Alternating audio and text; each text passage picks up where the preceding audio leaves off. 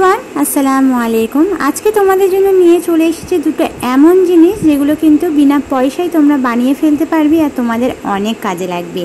तो सेरकम धरनेरই जिनिस दुटो आज के तोमादेर साथे शेयर करब। सेटा तो तोमरा टाइटेल थाम्बनेले बुझेই गेছো। तो किभाবে বানাচ্ছি चलो आज के ভিডিওতে দেখানো যাক, শুরু করা যাক। তো সবথেকে প্রথমে চালের বস্তা দিয়ে এটা বানাবো। তো চালের বস্তা প্রত্যেকের বাড়িতে কম বেশি একটা হলেও থাকে। তো সেই চালের বস্তার সাথে পুরানো কাপড় আমাদের বাড়িতে যে কতগুলো থাকে সেটা আর বলে বোঝানোর নয়।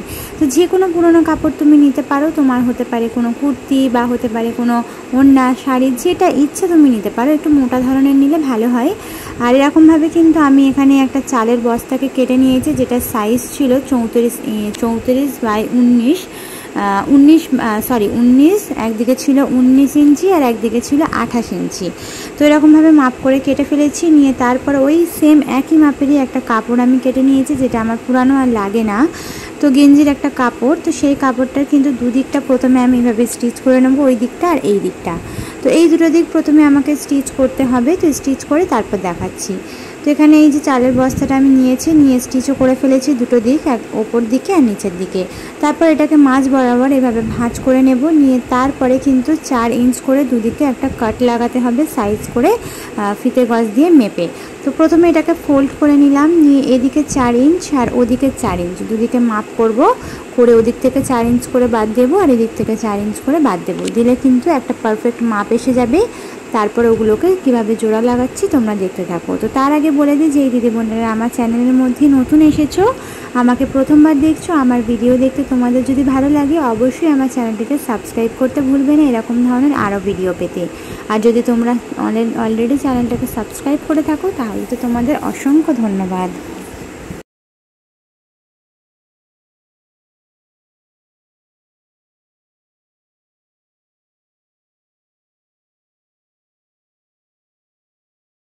তো এই হচ্ছে আমার টোটাল। এটাকে কিন্তু দুভাঁজ করে নিয়েছি আর এভাবে 4 ইঞ্চ করে দুদিকে আমি কাট লাগাবো।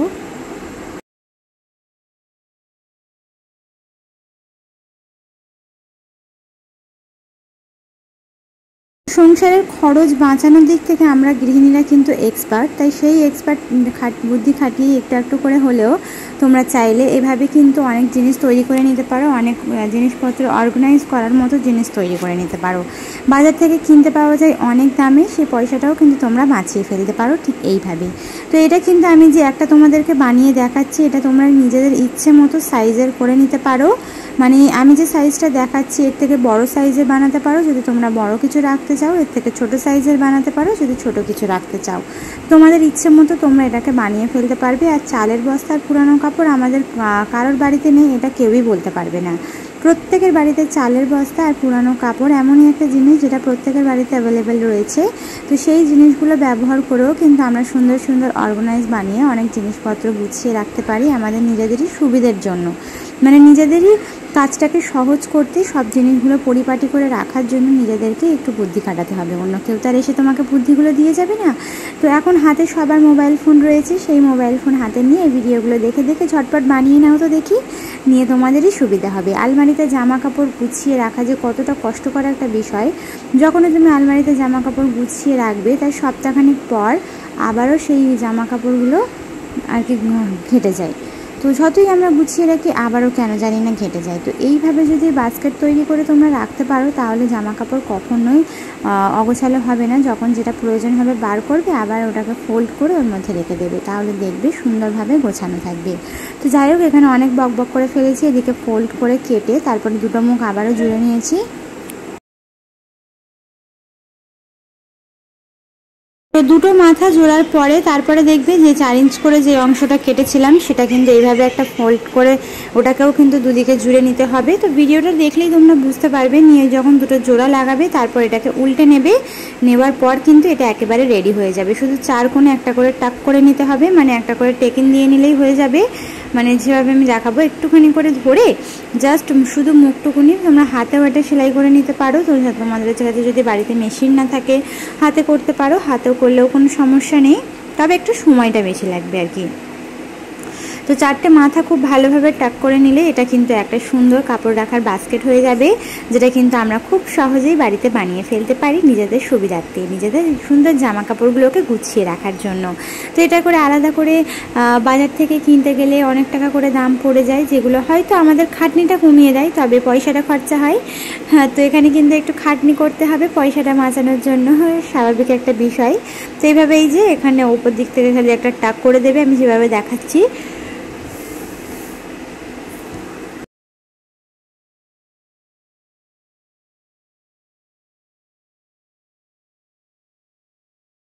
এই যে তৈরি করে নিলাম, এর মধ্যে আমার হাজব্যান্ডের জামা কাপড়গুলো লেগেছে, আমার হাজব্যান্ডের শার্ট, লুঙ্গি, গেঞ্জি, যেগুলো আর কি ওনার প্রয়োজনীয় কিছু জিনিস। তো এর মধ্যে আমি রেখেছি, কত সুন্দরভাবে অর্গানাইজ করে রাখতে পেরেছি। আর এরকম আমি আরেকটা বড় সাইজেরও বানিয়েছি, যার মধ্যে আমি আমার বেডশিটগুলো, আমার 2-3টে একটু শাড়ি রেখেছি, একটা নামাজ পাটি রেখেছি, মানে বড় সাইজের যে জিনিসগুলো হয় তার সেগুলো রাখার জন্য বড় ধরনের একটা বাস্কেট আমি বানিয়েছি। তো এই যে দেখতে পাচ্ছ এখানে বেডশিট রয়েছে যতগুলো, এখানে আমার একটা নামাজ পাটি রয়েছে। তো এগুলো টুকিটাকি বড় জিনিসের জন্য বড় বানিয়েছি। তো এরকম আরও অনেকগুলো বাস্কেট আমার বানানোর আছে, যেগুলো আমার অনেক কাজে লাগবে আমি জানি, আর তোমরাও বানাবে, তোমাদেরও অনেক উপকারে আসবে। তো আজকের ভিডিওটা তোমাদের কাছে কেমন লাগলো, বা এই যে জিনিসটা তোমাদেরকে বানিয়ে দেখালাম, যদি ভালো লেগে থাকে অবশ্যই লাইক করবে। এইভাবে আলমারিতে আমি ভর্তি করে এই বাস্কেট তৈরি করে সমস্ত জামা কাপড় অর্গানাইজ করে রাখবো ইচ্ছা আছে। তো এরপরে যে অর্গানাইজারটা শেয়ার করব সেটা হচ্ছে আমাদের রান্নাঘরের অতি প্রয়োজনীয়, যেগুলো হচ্ছে স্পুন হোল্ডার, যেটা আমরা মার্কেট থেকে অনেক দামে কিনি। তো কিনতে যাবে না, দরকার নেই, বাড়িতেই তোমরা এরকম হ্যাঙ্গার, মানে জামা কাপড় রাখার যে হ্যাঙ্গার, সেটা প্রত্যেকের বাড়িতে একটা না একটা থাকে। তো সেই হ্যাঙ্গার আর আমাদের পুরনো যে সিলভার চুড়ি, যেটাও প্রত্যেকের কাছে থাকে কম বেশি, যেগুলো পুরানো হয়ে গেছে আর আমাদের লাগে না। তো সিলভারের চুড়ি নিতে হবে, না হলে তুমি বাঁকাতে পারবে না। তো এখানে বাঁধার ক্ষেত্রে সিলভারের চুড়ি না নিলেও হবে, কিন্তু আমি যখন কাটবো, কেটে ওটাকে আর কি এল সাইজের করব, তখন কিন্তু অবশ্যই সিলভারের চুড়ি লাগবে। তো এখানে আমি প্রথমে 5টা চুড়ি এইভাবে খুব ভালোভাবে ওপর থেকে বেঁধে দিয়ে তারপরে সাইড থেকেও চুড়িগুলোকে বেঁধে দেবো, দেখে বুঝতে পারবে। আর আমার মেয়ে পাশে আছে, ঘুটঘাট করছে, দেখে তোমরা বুঝতেই পারছো। তো যাই হোক, এখানে ঝটঝট করে এগুলোকে বেঁধে নিয়ে তারপরে আবার কিন্তু এই যে চুড়ি, সেগুলোকে কাট করে একটা চুড়ি থেকে 2টো হ্যাঙ্গার হয়ে যাবে, মানে 2টো এল হয়ে যাবে। নিয়ে তারপর ওগুলোকে আবারও টাক করে দেবো। আমি অনলাইনে অনেকগুলো স্পুন হোল্ডার দেখছিলাম, অনেক টাকা দাম দেখাচ্ছিল, সামথিং 150, 200, 250 এরকম করে দাম দেখাচ্ছিল। তো ভাবলাম দরকার নেই, আমি বাড়িতে একটু বানিয়ে এখন আপাতত নিই, এখন হাতটা খুবই টান রয়েছে। তো সেই কারণে ভাবলাম ঝট করে বাড়িতে বানিয়ে ফেলি, যখন একটু হাত ফারাগত হবে বা হাতে একটু পয়সা আসবে তখন কিনে নেওয়ার কথা মাথা মারা যাবে। তো আপাতত বাড়িতে বানিয়ে নেওয়া যাক। তো এইভাবে তোমরাও খুব সহজে বাড়িতে বানিয়ে ফেলতে পারো, তোমাদের অনেক কাজে আসবে, এটা অনেকভাবে তোমরা ব্যবহার করতে পারবে।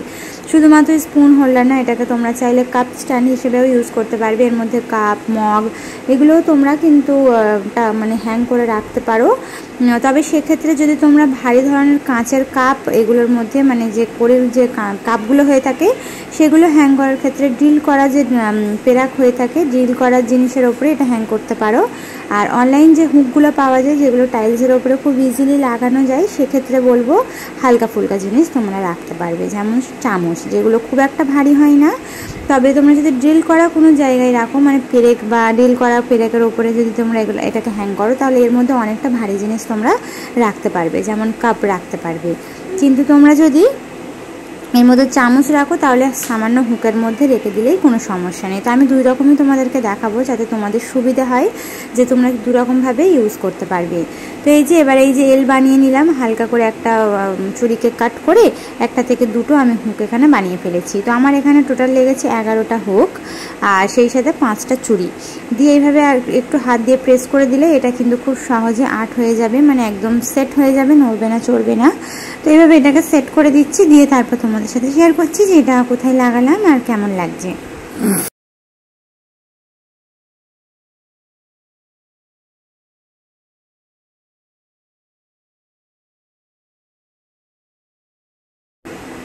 তো এই যে আমি আলমারির এইটাতে হ্যাং করে দেখালাম, যে এটা মানে একটু যেহেতু খুব ভারী কাপ রাখার পর এটা একটু ভারী হয়েছে, তাই আলাদা হুকের মধ্যে লাগালে কিন্তু পড়ে যাওয়ার সম্ভাবনা থাকে। যদি ডিল করা পেরেকের ওপরে তোমরা এইভাবে রাখো, কোনো সম্ভাবনাই নেই, কোনো সমস্যাই হবে না।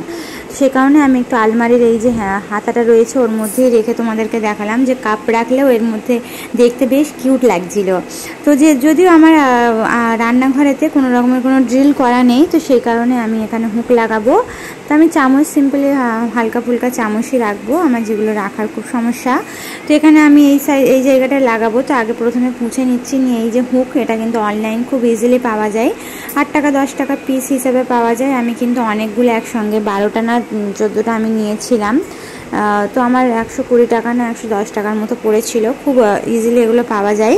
তো আমি অফারে পেয়ে গেছিলাম, অনেকগুলো নিয়েছিলাম, আমি জানতাম আমার কাজে লাগবে আর কি। তো যাই হোক, এখানে এবারে এটা হ্যাং করে দেবো। এখানে প্রথমে হুক লাগিয়ে দিচ্ছি, তারপর ওটাকে হ্যাং করে ওর মধ্যে চামচ যেগুলো আমার প্রয়োজনীয় সেগুলো প্রত্যেক দিনের লাগে, প্রত্যেক দিন না হলেও 1-2 দিন অন্তর অন্তর আমার খুব প্রয়োজনীয় সেইগুলো এখানে আমি হ্যাং করে দেবো। তো আজকের ভিডিওটা তোমাদের যদি ভালো লেগে থাকে, এরকম ধরনের টিপস পেতে চাও, আমার চ্যানেলটিকে সাবস্ক্রাইব করে অবশ্যই বেল আইকনটা প্রেস করে দাও। আর ভিডিওর কোনো অংশ ভালো লাগলে লাইক করতে ভুলবে না। তোমাদের একটা লাইক পরবর্তীতে এই ভিডিওটা আমার অনেক দিদি বোনেদের কাছে পৌঁছে যেতে সাহায্য করবে।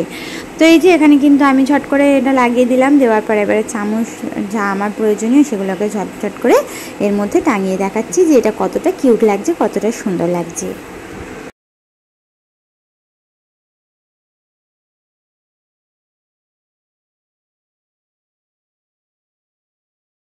তো এই তো আমার কিন্তু একেবারে সবগুলো টাঙানো হয়ে গেছে, যা যা প্রয়োজনীয় জিনিস। তো এইভাবে তোমরাও বানাতে পারো। আর আমি কিন্তু আমার কিচেনের এই যে গ্যাস ওভেন এই সাইডটা লাগিয়েছি। তো ব্যাস, আজকের ভিডিওটা এ পর্যন্তই ছিল। আশা করছি পরবর্তী ভিডিও পর্যন্ত তোমরা সবাই সুস্থ থাকবে, ভালো থাকবে। আল্লাহ হাফিজ, আসসালামু আলাইকুম।